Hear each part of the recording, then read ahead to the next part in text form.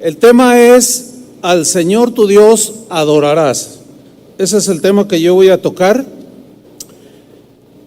El cristianismo es la religión más grande en el mundo.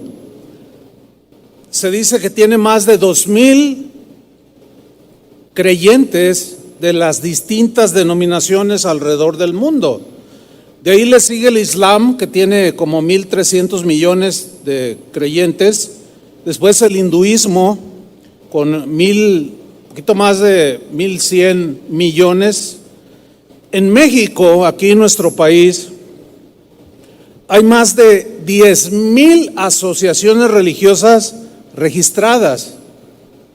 Esas 10,000 asociaciones registradas representan cientos de miles de congregaciones.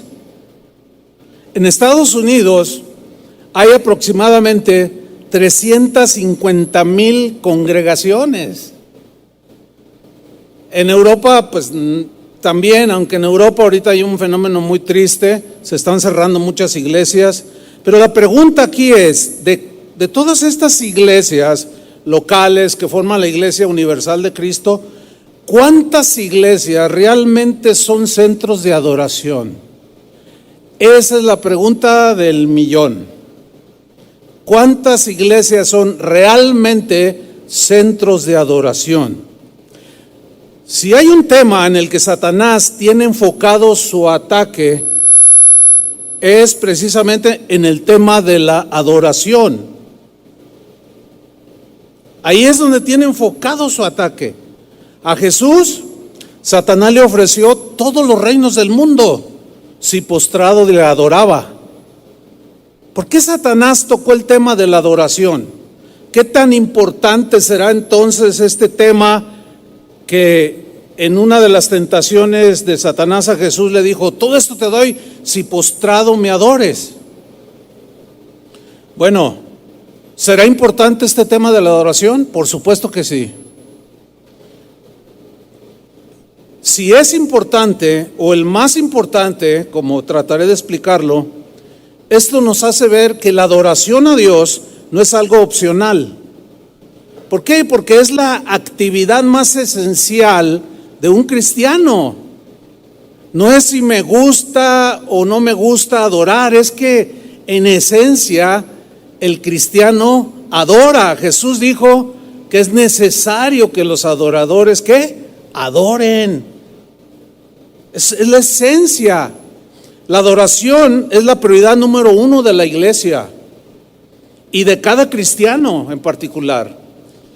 En el mandamiento que Dios le dio a Israel, su pueblo, le dijo: no tendrás dioses ajenos delante de mí. O sea, no quiero nada enfrente de mí, o que compartas tu servicio y adoración, me compartas con otro Dios. Dijo: no te harás imagen ni ninguna semejanza de lo que esté arriba en el cielo, ni abajo en la tierra, ni en las aguas debajo de la tierra.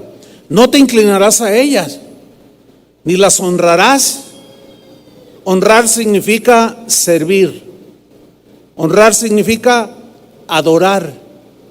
Entonces, cuando dice no las honrarás, no las adorarás, no las servirás, porque yo soy Jehová tu Dios. Cuando le preguntaron a Jesús sobre cuál era el más grande mandamiento, él citó Deuteronomio capítulo 6, versículo 4, que dice así: escucha a Israel, y nosotros somos el Israel de Dios. Escuchen, cristianos, el Señor nuestro Dios es el único Señor. Ama al Señor tu Dios con todo tu corazón, y con toda tu alma, y con todas tus fuerzas. Ese es el más grande mandamiento. Ahora, es muy importante para nosotros como cristianos observar y entender que la adoración a Dios fue el patrón a seguir en el Antiguo Testamento. Ninguna otra cosa debería ser más importante para Israel que adorar a Dios. Ninguna. Dios fue el constructor de su propio centro de adoración. Este es extraordinario. Dios lo llamó el tabernáculo de reunión, un lugar donde Dios sería adorado y donde Él se manifestaría a su pueblo y le daría palabra y guía. Dios no le pidió opinión a Moisés de cómo le gustaría al hermano Moy hacer el tabernáculo de adoración. No le preguntó, no le pidió opinión. Tampoco le dijo a Moisés que usara el centro de adoración como a él le pareciera. Tampoco le dijo. Lo que hizo Dios fue ordenarle cómo hacerlo. Fue ordenarle cómo debía funcionar y que debería de ser un lugar santo de adoración. El tabernáculo que Moisés construyó en el desierto, que Dios le dio todas las medidas, estaba colocado en el centro del campamento de los israelitas. Esto daba a entender que Dios debía ser el centro de adoración, que Dios mismo debía de ser en quien alrededor de Él girara toda actividad espiritual del pueblo de Israel. Todo debería de girar alrededor del tabernáculo de adoración, porque ahí así Dios lo determinó y así debe de ser en la iglesia. Cada congregación debería de ser un centro de adoración. Nada que ver con exaltar al hombre, con esas cosas que de pronto se meten dentro de la iglesia, como dejar hablar políticos que nos hablen de quién sabe cuánta cosa, o otro tipo de personas. Esa es una agresión al propósito de la iglesia. En el Nuevo Testamento, el Nuevo Testamento nos da una de las revelaciones más impresionantes. ¿Cuál es esta revelación? De que ahora ya no hay un tabernáculo como el de Moisés, ya no hay un templo como el de Salomón. La revelación es que ahora nosotros somos templo de Dios, y si somos templo de Dios, somos un centro de adoración, porque Él vive aquí. Es un templo, este cuerpo fue construido por Dios mismo y no nos pidió opinión. En el Nuevo Testamento, Dios construyó sus propios templos. A ver, diga junto conmigo: yo soy un templo construido por Dios. ¿Sí? Tú y yo somos templos de Dios. Templos dedicados a la adoración a Dios. Somos centros de adoración. Nuestra vida es un centro de adoración creado por Dios mismo.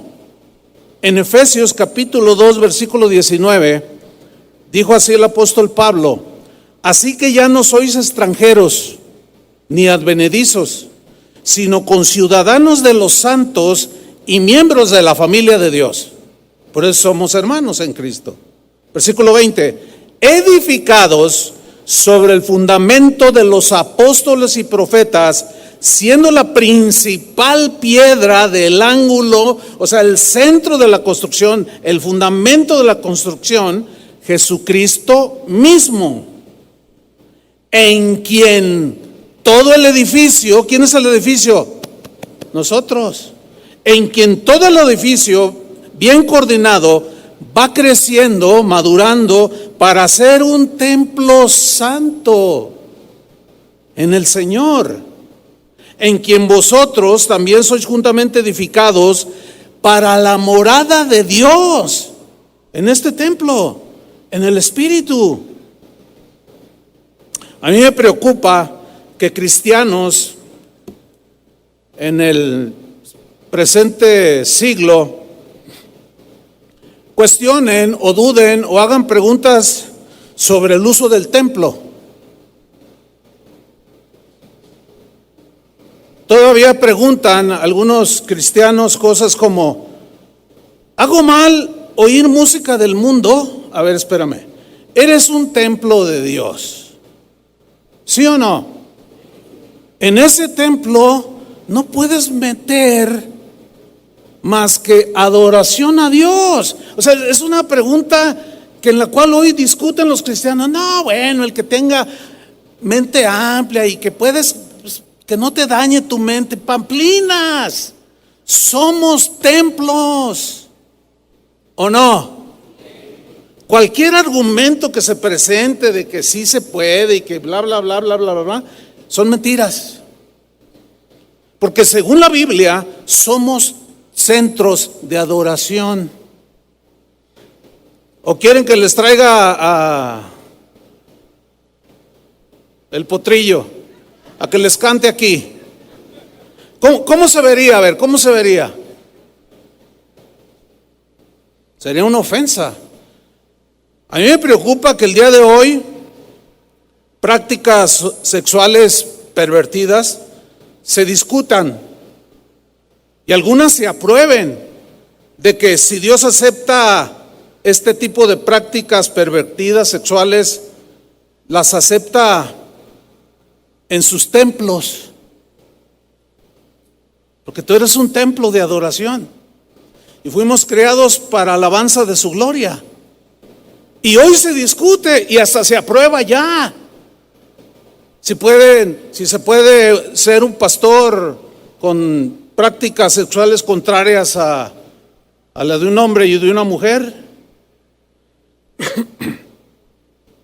Primera de Corintios capítulo 3 versículo 16 dice así, en la versión al día: ¿acaso no saben que ustedes son un templo de Dios? Más claro que el agua no puede ser, ¿eh? ¿Acaso no saben que ustedes son un templo de Dios? Ahora yo les pregunto a ustedes, Pablo hizo la pregunta a los corintios, yo se los hago: ¿acaso no sabías que tú eras un templo de Dios? Les pregunto, ¿no sabías? Porque si tú no sabes que eres un templo de Dios, por eso metes tanta basura y no hay adoración genuina de espíritu. Dios es difícil que more allí.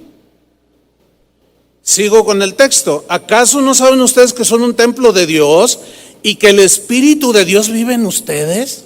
¿Qué no saben? Les dijo Pablo. Versículo 17: ustedes son el templo santo de Dios.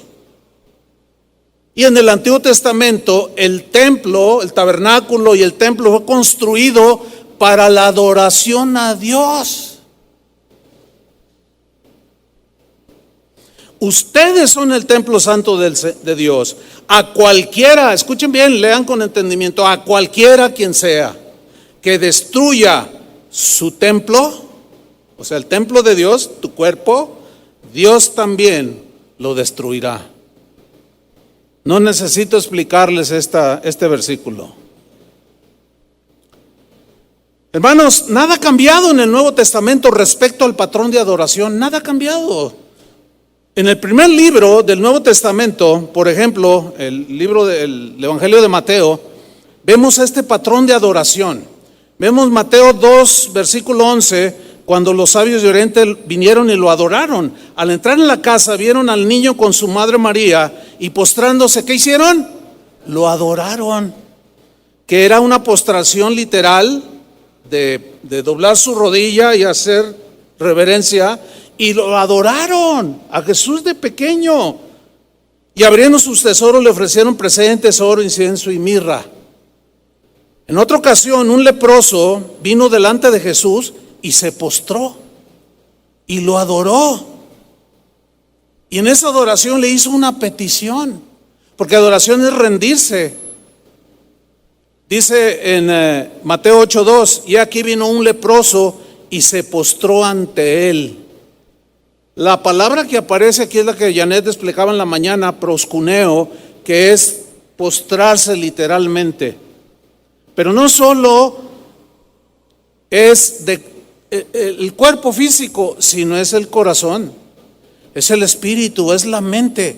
Porque al postrarse se está reconociendo que no hay Dios como Él, que no hay otro más grande que Él, que no tenemos a otro Dios ajeno delante de Él. Porque aún nosotros podemos hacer de nosotros mismos un Dios.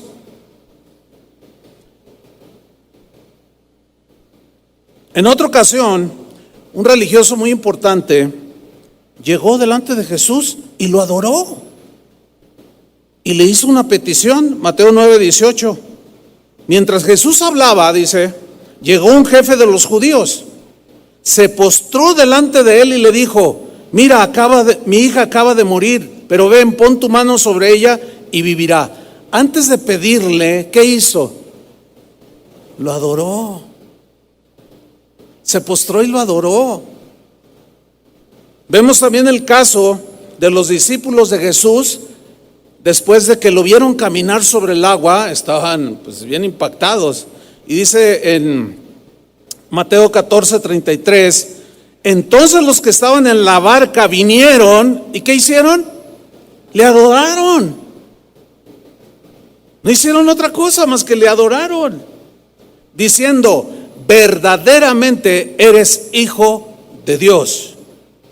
Después vemos el caso de una mujer cananea, una mujer no judía, una pagana. Se acercó a Jesús y le pidió que le ayudara a su hija que estaba endemoniada, pero antes de hacerlo se postró. Dice Mateo 15:25, entonces ella vino y se postró ante él. Ahí está otra vez. Se rindió ante él diciendo: Señor, socórreme. Pero primero se postró y le adoró. ¿Será importante entonces la adoración, hermanos? Por supuesto que sí. Un ejemplo más: después de que Jesús resucitó, se le apareció a sus discípulos y lo primero que hicieron, ¿qué creen que fue? Lo adoraron. Porque ellos como judíos sabían de ese principio dado hacía miles de años atrás a Moisés. Y cómo siguieron todos los hombres de Dios, las mujeres de Dios, eran adoradoras de Dios. Dice en Mateo 28:17, y cuando le vieron, o sea, ya resucitado, ¿qué hicieron? Le adoraron. Donde quiera que Jesús estuvo, recibió adoración. Y Jesús está aquí, y está en cada congregación, y está en todos lados, porque Él es omnipresente. Y donde quiera que Él anduvo en esta tierra, Él recibió adoración. Hombres y mujeres adoraron al Señor siguiendo el patrón de la adoración del Antiguo Testamento.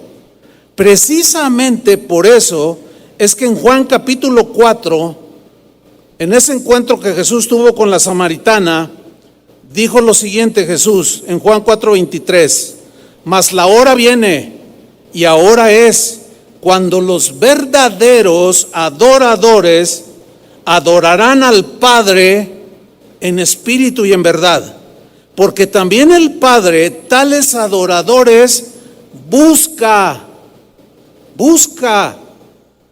Ese verbo buscar habla de buscar algo, pero no la ligera, ay, estará por aquí, no, habla de una búsqueda afanosa, buscando como, ahorita es como una aguja en un pajar. No es muy común los cristianos adorar, no es muy común ver a los cristianos, verlos rendidos ante Jesús. Y como dice ahí, y como dice acá, no es muy común el día de hoy. Y cada quien hace de su vida lo que quiere y se les olvida que son el templo, que somos el templo de Dios. Apocalipsis, el último libro de la Biblia, mencioné del primer libro del Nuevo Testamento. No tendría el tiempo para mencionar todo el Nuevo Testamento de las citas que hablan de la adoración, pero quise ser nada más empezar por Mateo y terminar Apocalipsis, último libro de la Biblia. Está lleno de adoración, hermanos. Hay una bestia por ahí que hace mosca. Hay un anticristo que finalmente será derrotado. Y la gente se enfoca más en eso que en la adoración. Si esta conferencia fuera la revelación del anticristo que vendrá, estaría abarrotadísimo, créamelo. Es fácil comprobarlo. Pero pocos ven que Apocalipsis está más lleno de alabanza y adoración que de ningún otro tema. Apocalipsis 5, versículo 11. Y miré, dice Juan, y oí la voz de muchos ángeles alrededor del trono. ¿Se acuerda cómo estaba Israel alrededor del tabernáculo? ¿Sí? Nosotros, como cristianos, estamos alrededor de Jesús. Todo gira alrededor de Jesús. Este evento se hizo en honor de Jesús. Cada alabanza, créamelo, yo la superviso. Cada canto que se hace en este lugar, yo lo superviso. Y tratamos, junto con los demás pastores, tratamos de que los cantos se centren en la alabanza y en la adoración a Dios, porque eso es lo que la Biblia enseña. Claro, yo le puedo hacer un canto a mi mamá, y bueno, en un evento especial pues se lo canto, y gracias Señor, porque me dice una mamá bien bonita, ¿verdad? Está bien, pero no debe ser la constante de desviar que el centro es Jesús. Entonces, ¿cómo estaban estos ángeles? ¿Qué posición tenían? Estaban alrededor del trono y de los seres vivientes y de los ancianos, y el número de los ángeles era millones de millones. ¿Qué les parece esa escena? Un poco concurrido el evento, ¿no? ¿Verdad que sí? Y quiero decirles que no se cobró la entrada, ¿eh? La entrada al cielo es gratuita. Y el día de hoy muchos pagan, otros cobran para adorar a Dios. Hágame usted el santísimo favor. Nada que ver. Absolutamente nada que ver. Bueno, millones de ángeles, versículo 12, decían a gran voz. O sea, no estaban recatados, no estaban, tengo el gozo acá adentro. No, lo manifestaban, se alegraban, estaban contentos, decían a gran voz. Imagínense la voz de millones. Si ahorita aquí que somos unos cuantos cientos, es conmovedor, ¿a poco no? Ahora imagínense millones de millones que decían a gran voz: el Cordero que fue inmolado es digno de tomar el poder, las riquezas, la sabiduría, la fortaleza, la honra, la gloria y la alabanza. Y a todo lo creado que está en el cielo y sobre la tierra y debajo de la tierra y en el mar, y a todas las cosas que en ellos hay, oí decir: al que está sentado en el trono y al Cordero sea la alabanza, la honra, la gloria y el poder por los siglos de los siglos. Quiero que noten algo. En el versículo 12, donde dice que el Cordero es digno de recibir, empieza con el poder y termina con la alabanza. Y en el siguiente versículo dice que, es decir, en el siguiente versículo, que es el versículo 13, comienza con la alabanza. ¿Están entendiendo? O sea, todo comienza y termina con alabanza al Cordero de Dios, y Él es digno de recibirla. Entonces, nada más con esta brevísima introducción, podemos decir que la adoración es nuestra máxima prioridad. Es nuestra prioridad, es la número uno de toda congregación y de todo cristiano. ¿Por qué? Porque la doctrina de alabanza y adoración que vemos en la Biblia es la única doctrina bíblica que va a permanecer por toda la eternidad. Todas las demás doctrinas ya no tendrán vigencia. Cuando estemos con el Señor alabándole y diciendo eres digno de tomar el poder y la sabiduría, allá nadie se va a enfermar ya. No vamos a necesitar la doctrina de la sanidad.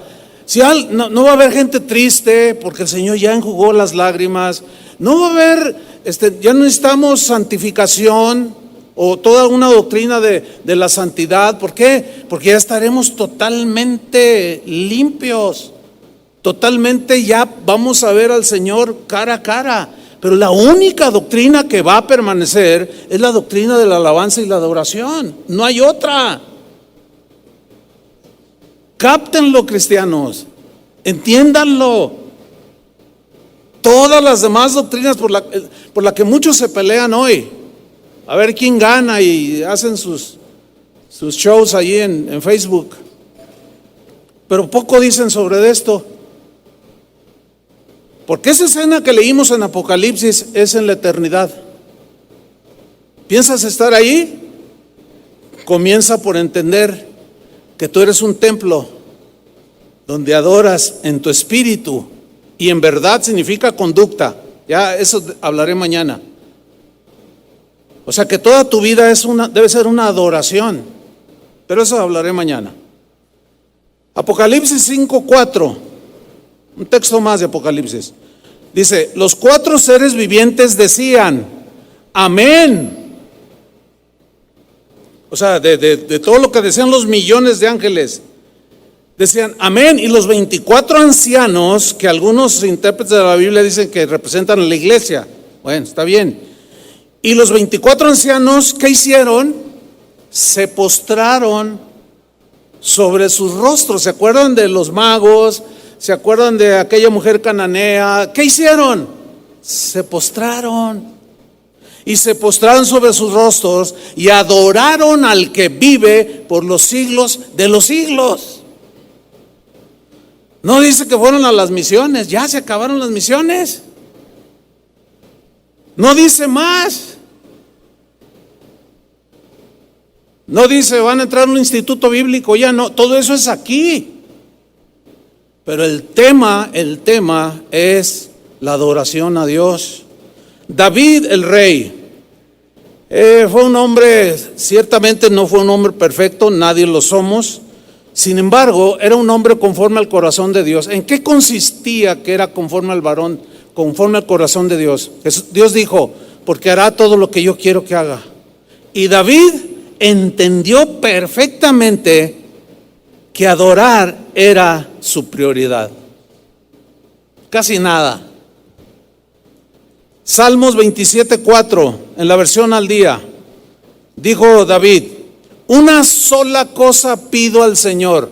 La Reina Valera dice, una cosa he demandado al Señor. ¿Cuántas cosas? No le pidió un carro nuevo, no le pidió unos tenis Nike nuevos, no le pidió que le permitiera terminar una carrera, no le pidió nada, porque ¿cómo comparar eso con lo espiritual? Entonces dice David, una sola cosa le pido al Señor y es lo único que persigo. ¿Qué persigues tú?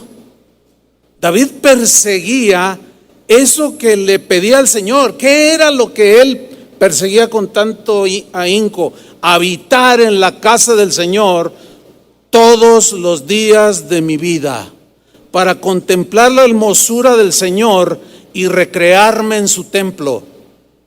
Claro, él se refería al templo material, porque ahí habitaba Dios, un templo que Dios ordenó que se construyera para que lo adoraran. Y ahí es donde David quería estar. Pero como ya mencioné, en el Nuevo Testamento ya tenemos una revelación más profunda. Nosotros somos el templo, somos centros de adoración. David decía, es lo único que persigo. ¿Qué cosas persigue la iglesia aquí? La primera cosa y prioritaria que debemos de perseguir es que estemos en su presencia, que tengamos la presencia de Dios en nuestras vidas, porque hay templos vacíos, hay templos donde Dios parece como que no está, pero hablaré un poco más adelante sobre eso.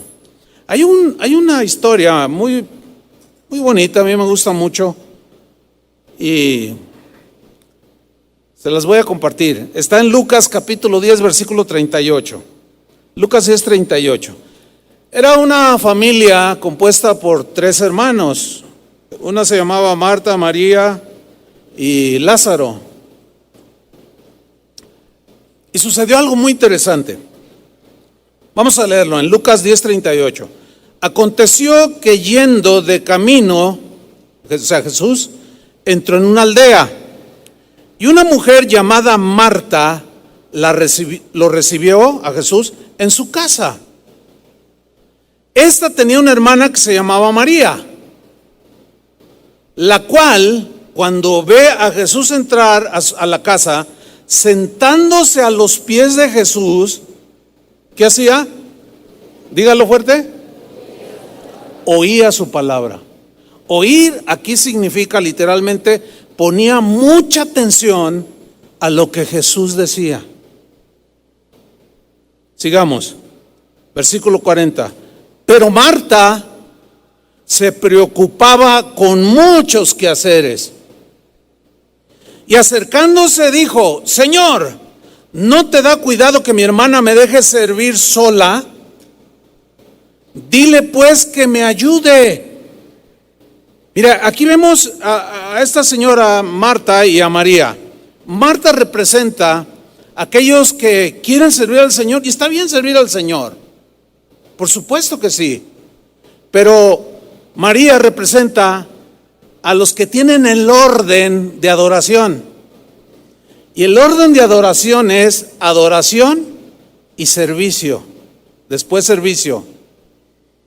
Eso fue lo que le respondió Jesús a Satanás cuando le dijo: todo esto te doy si postrado me adorares y me sirves, porque adoración también es servicio. Y Jesús le dijo: escrito está, al Señor tu Dios, número 1, adorarás, y número 2, al Señor servirás. Entonces, fíjate cómo hay cristianos que tienen el orden invertido, sirven, pero no pueden tomarse un tiempo para allí a solas, o a veces hasta cuando nos reunimos como congregación, están distraídos. Es muy triste cuando se está predicando la palabra de Dios o se está en la adoración a Él y suena tu celular y te sales a responder. No te imaginas la falta de respeto que es eso. Porque es como diciendo: ¿sabes qué, Señor? Discúlpame, pero hay algo más importante que debo atender. Discúlpame, Señor, pero hay alguien más importante que tú. No me interesa mucho que tú estés aquí, ni me interesa mucho lo que estés diciendo. Yo voy a ir a contestar porque a lo mejor es cerrar el negocio mañana con mi cliente. ¿Están entendiendo? No tienen el mínimo sentido de adoración. Luego uno les llama la atención, les dice, les enseña y se enojan algunos, se molestan. Ay, qué enojón.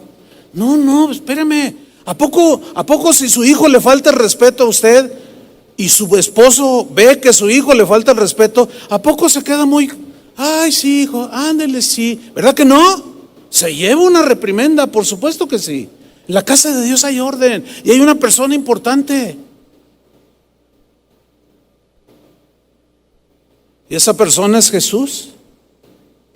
Y Él está, antes de que lleguemos nosotros a este lugar público de reunión, de congregarse para adorarlo, Él ya está aquí antes de que nosotros lleguemos. Él nunca llega tarde, nosotros sí. A veces hay razones justificadas, yo lo entiendo, así como que chocaste y no llegaste. Pero hay otras que demuestran que no amas al Señor más que todas las cosas, que Él no es el primer lugar en tu vida, que no te interesa realmente Jesús. Bueno, pues vamos seguimos con Marta. En lugar de recibir al Señor y hacer lo que María y postrarse, lo regañó. Señor, le dice, ¿no te da cuidado que mi hermana me deje servir sola? Dile que me ayude. Y es como aquellos cristianos que dicen, ay, sí, ¿para qué tanto canto? Ay, tanta. Y el mundo allá afuera perdiéndose, dicen. Nada que ver.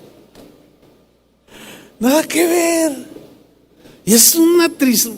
Bueno, cuando tú lo entiendes, es una tristeza que te da en el corazón. ¿Cómo es posible que digan eso?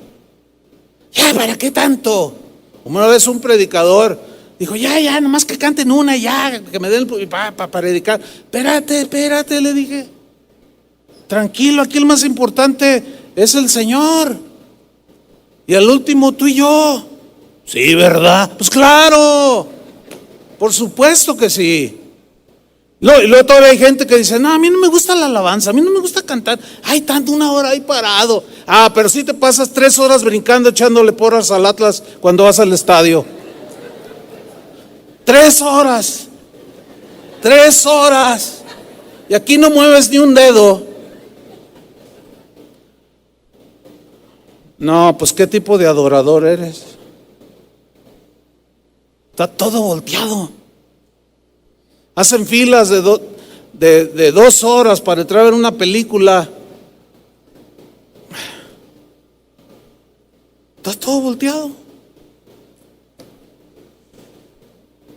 Pero Jesús le dice a Marta, en otras palabras, la quiere meter al orden y le dice, respondiendo Jesús en el versículo 41, le dijo, Marta, Marta. El hecho de repetir 2 veces su nombre tiene un sentido así como de, ay, Marta, Marta.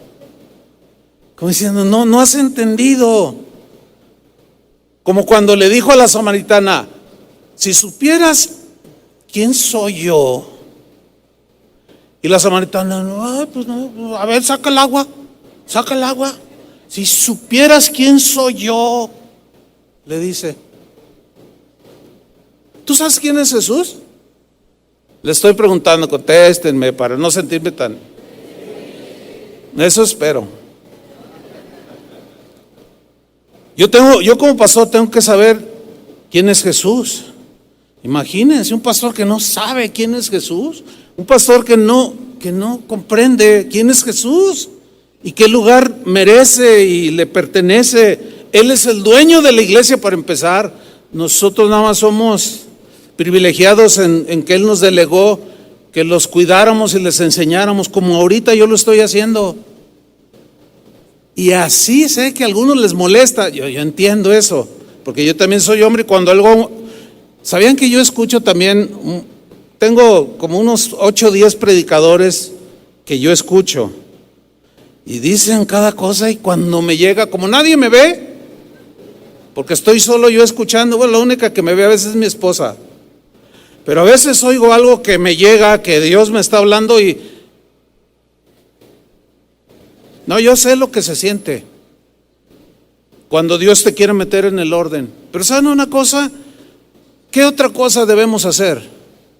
Entonces Jesús le dice, Marta, Marta, afanada y turbada estás con muchas cosas. Aquí turbada significa que no das una, que empiezas una cosa y no la terminas, haces otra, que es como si tú quieres empezar a limpiar tu casa y empiezas por afuera hacia adentro. No, o de abajo hacia arriba, no. Las mujeres son entendidas en esto y saben cómo deben de barrer, ¿sí o no? Pero cuando uno está turbado, no atinas a hacer las cosas ordenadamente. Tan desubicada estaba Marta que ni atención le prestó a Jesús. Marta, Marta, afanada y turbada estás con muchas cosas. Versículo 42, pero solo una cosa es necesaria. ¿Se acuerdan que dijo Jesús en Juan 4 que los adoradores, ¿qué? Es necesario. ¿Qué? ¿Qué es necesario? Porque si un adorador o un cristiano no adora,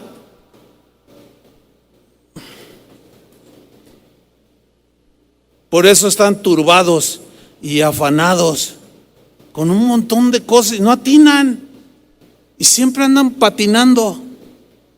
Pero fíjate, dice, solo una cosa es necesaria y Marta ha escogido. Aquí habla ya de la voluntad, porque escoger tiene que ver con la voluntad. Ella ha escogido la buena parte, la cual no le será quitada. ¿Cuál era la buena parte? ¿Qué hizo cuando entró Jesús? Llegó, yo me imagino su carita, ¿verdad? Así, que lo vio y sin hacer ruido. No como algunos que están en la adoración y llegan con permiso, y avientan a todo mundo. Por favor, hermanos. Otros traen botellas de agua y en muchos lugares dejan que los niños anden corriendo y que lloren y todo. Eso distrae, hermanos,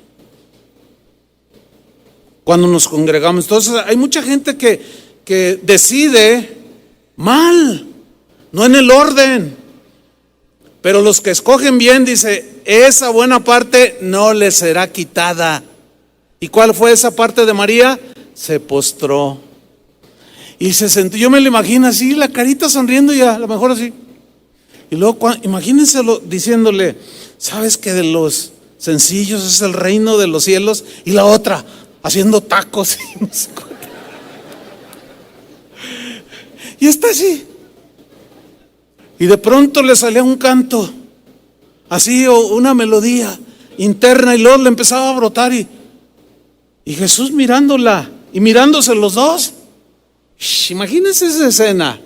Y la otra andaba, vamos a hacer esto, vamos a evangelizar todo el mundo, que hay que evangelizar, nada de que otra cosa, ¿no?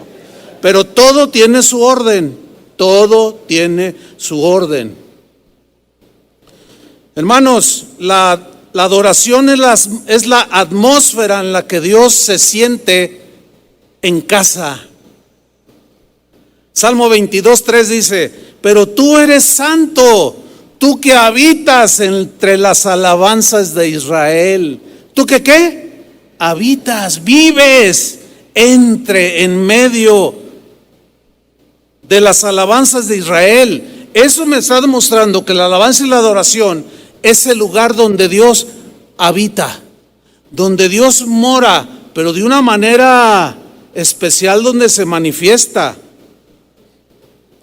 La alabanza y la adoración en comunidad y también solo, por supuesto. Ahorita estoy hablando de esa expresión como lo acabamos de hacer hace un rato, ¿no? En el canto, en el reflexionar, etcétera, pero de manera congregacional.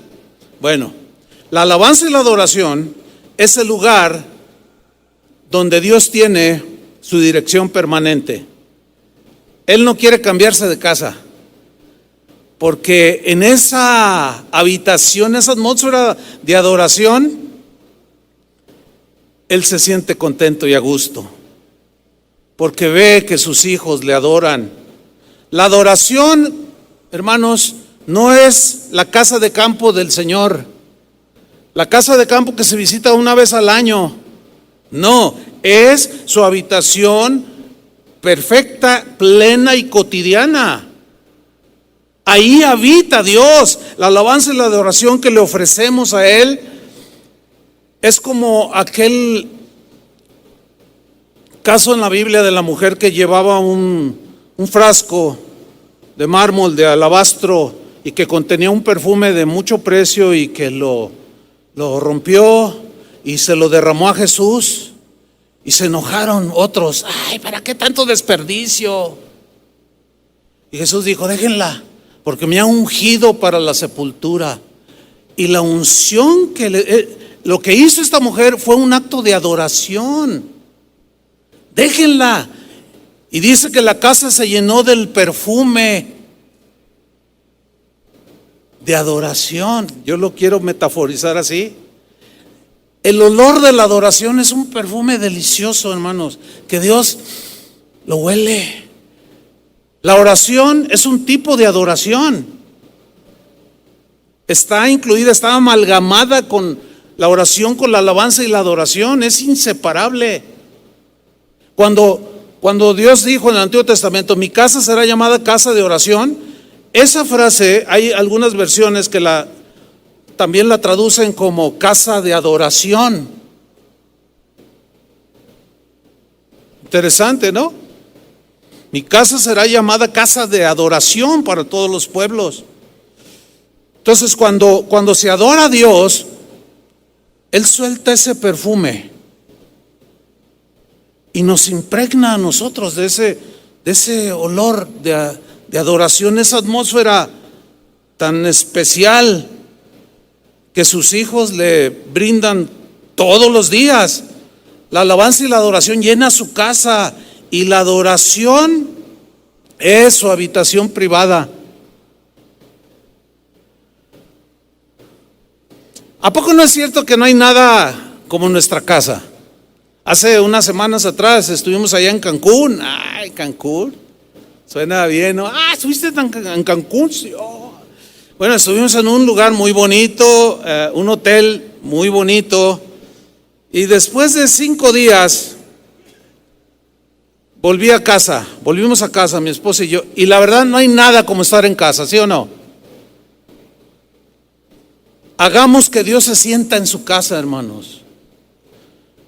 Hagamos que Él se sienta a gusto en su casa. Hagamos que el medio ambiente,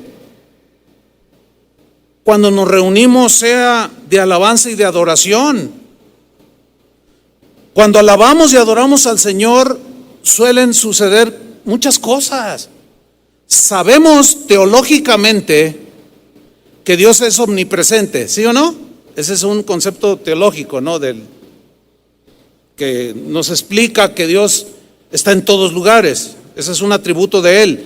Teológicamente lo sabemos, bíblicamente sabemos que Dios es omnipresente, sabemos que Él está en todas partes.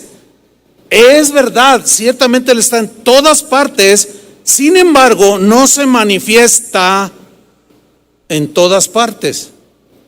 A ver, les voy a hacer una pregunta. ¿Tú crees que Dios pueda estar en una cantina? A ver. Porque si dices que no, entonces ya le estás mutilando su atributo de que Él está en todas partes.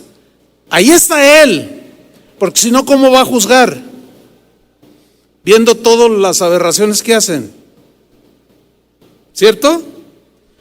La diferencia es que no se manifiesta. Ahí está, pero no se manifiesta. ¿Alcanzan a ver la diferencia o no? ¿Sí la entienden? Es decir, miren, ¿se acuerdan? Casos rápidos así, para irnos sobre el final. ¿Se acuerdan cuando Josafat en el Antiguo Testamento tenía una guerra que era de vida o muerte contra los amonitas y los moabitas? ¿Cierto? Cosa curiosa, entre comillas, y extraña para los que no comprenden esto, y que cuando se citan pasajes como este, dicen, no, bueno, pero eso fue en el Antiguo Testamento. Dicen que Josafat fue delante de Dios y le dijo, Señor, le dijo como los de Jalisco, son bien muchos los que vienen contra nosotros y no sabemos qué hacer. Y Dios le dijo, tranquilo, Josafat, tranquilo, tú solamente confía, porque no es tuya la batalla, sino mía la batalla.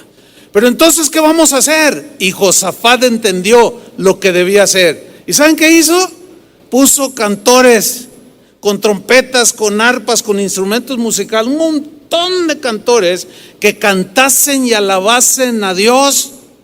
Y cuando llegó el enemigo a enfrentarlos y a destruirlos, algo sucedió. ¿Qué sucedió? Dios se manifestó y confundió a todos esos enemigos y se mataron entre ellos. Entonces, Dios está en todas partes, pero no en todas partes, y no con cualquiera se manifiesta. Y si este es su templo, se tiene que manifestar. Él lo prometió. ¿Qué le sucedió a Pablo y a Silas cuando estaban en la cárcel?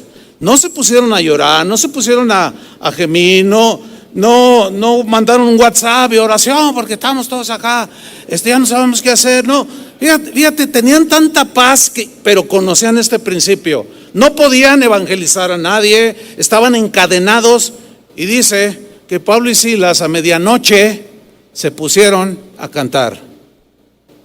1, 2, 3. Oh, oh, oh, oh. Yo me imagino moviéndolos.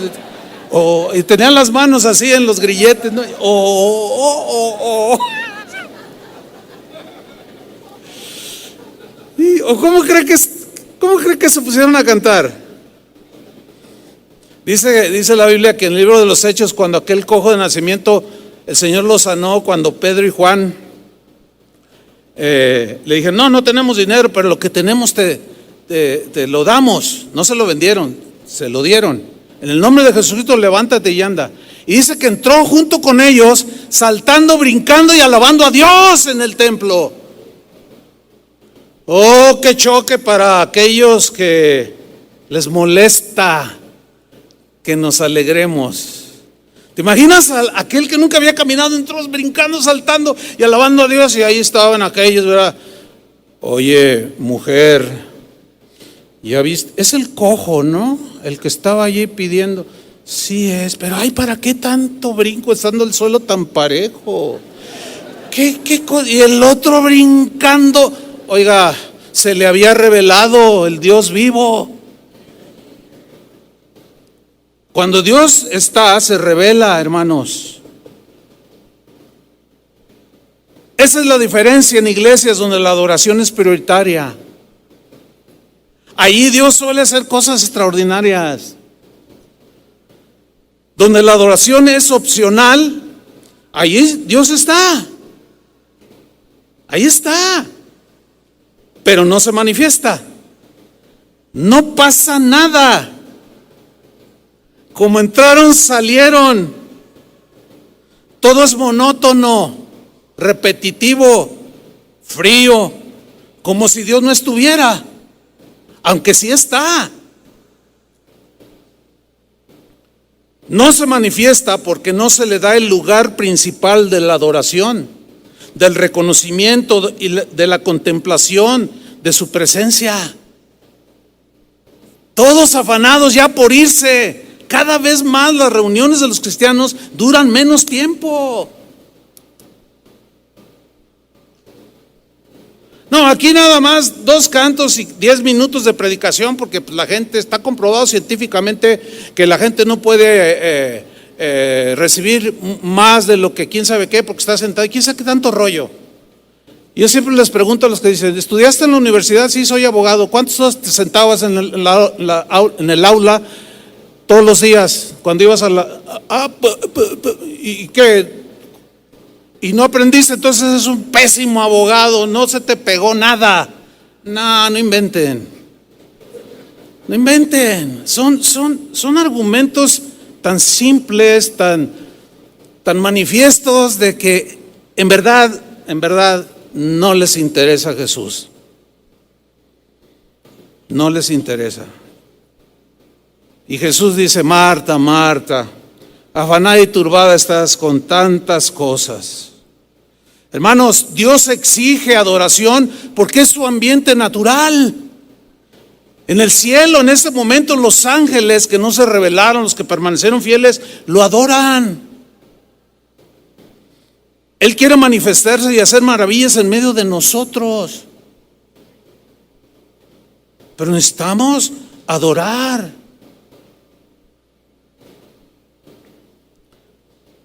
Que cuando entra el incrédulo, como dijo Pablo a los Corintios, que hicieran las cosas en orden. ¿Tiene alguno salmo, que es un canto, alguna palabra, etcétera, etcétera?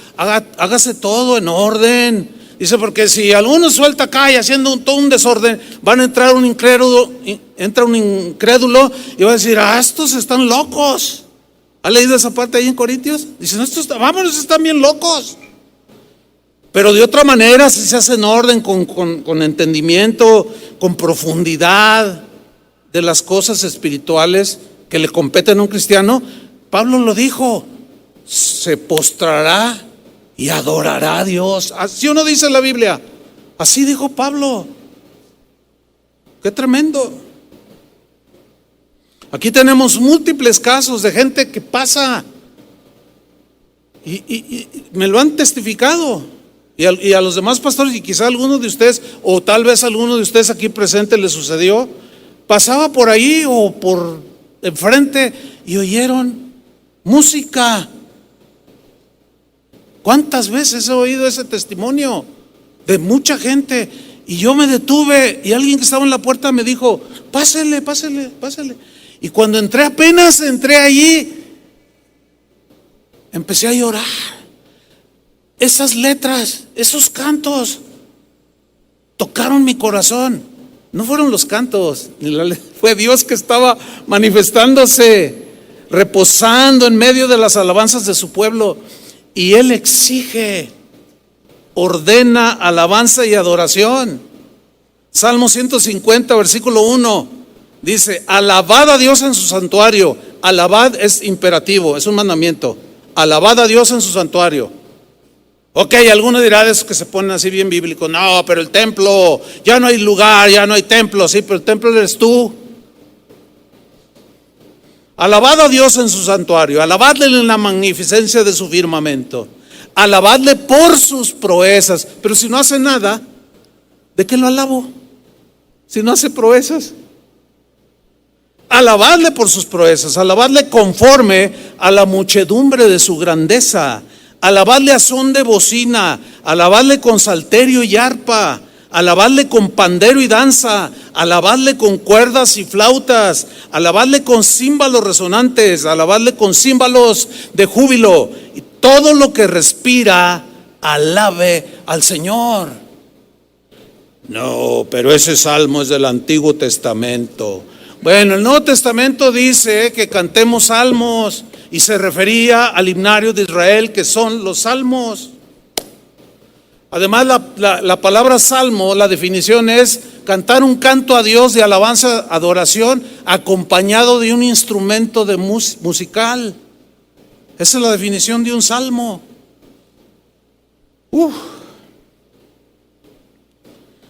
Dios se daba a lo suyo y obraba, manifestándose a su favor cuando obedecían y le adoraban en cualquier circunstancia. ¿Se acuerdan de la aflicción de Job? Que se mueren sus hijos, pierde todas sus pertenencias, y en lugar de reaccionar como alguien muy natural, reaccionó como un verdadero adorador. Dice que se postró y adoró a Dios. Se postró y adoró a Dios. Abraham hizo lo mismo. Lo primero que hizo Abraham fue construir un altar para ofrecer un sacrificio de adoración a Dios. ¿Por qué? Porque toda esa gente, y el Nuevo y Antiguo Testamento nos revelan que la alabanza y la adoración es la atmósfera perfecta para que Dios se manifieste y favorezca a su pueblo. Su presencia nos conmoverá. ¿A poco no se conmueven? Su presencia nos ministrará. La necesidad individual que cada uno tenga de una manera totalmente divina, Dios sabe llegar al corazón del adorador, así como con Job. Y algo tenía ese Job, que en lugar de blasfemar, que por cierto la esposa le dijo: ya blasfema a Dios y muérete. No, ¿cómo? Dice: no, su presencia nos consolará, nos sanará, nos libertará. Hermanos, que nuestras congregaciones sean centros de adoración. ¿Cuántos dicen amén? Y finalmente,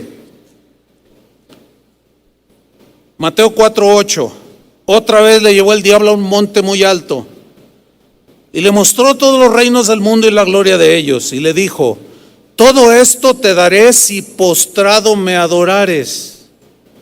Entonces Jesús le dijo: vete, Satanás, porque escrito está: al Señor tu Dios, número uno, ¿qué? Adorarás y a Él solo servirás.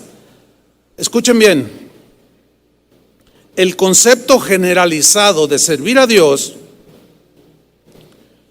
o hay un concepto, mejor dicho, generalizado acerca del servicio a Dios, que, como dije hace un momento, se afirma de manera despectiva cosas como: mientras ustedes están cantando, miles están yendo al infierno. Salgamos de nuestros templos y busquemos a los perdidos, dicen. Y yo estoy de acuerdo con eso, pero en el orden, ¿verdad? Sí, yo estoy de acuerdo con eso, de que salgamos, porque aquí no nos quedamos, que salgamos y busquemos a los perdidos. Sí, pero después de haber alabado y adorado al que vive por los siglos de los siglos.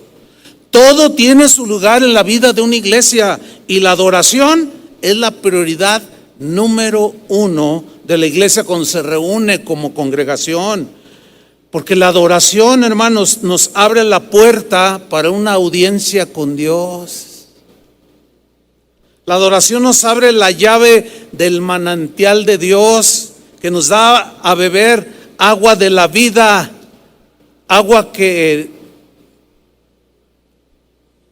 quitará nuestra sed. La Biblia dice: deleítate en el Señor y Él concederá las peticiones de tu corazón. Y deleitarse es disfrutar su presencia. Y su presencia solamente se disfruta cuando le adoras. No hay otra manera. Así es que, adoradores, estamos aprendiendo, ¿verdad que sí? Pónganse de pie. Esperamos que todas estas enseñanzas queden grabadas en su corazón. Y oramos por los pastores, porque el pastor es la clave o el clavo. Así decía nuestro amado hermano Pablo Hunter. Dice: mira, Chuy, el pastor es la clave o el clavo. La clave, si él entiende cuál es la función de una iglesia, cuál es el propósito por el cual existe la iglesia. El clavo es un clavo en el zapato que molesta.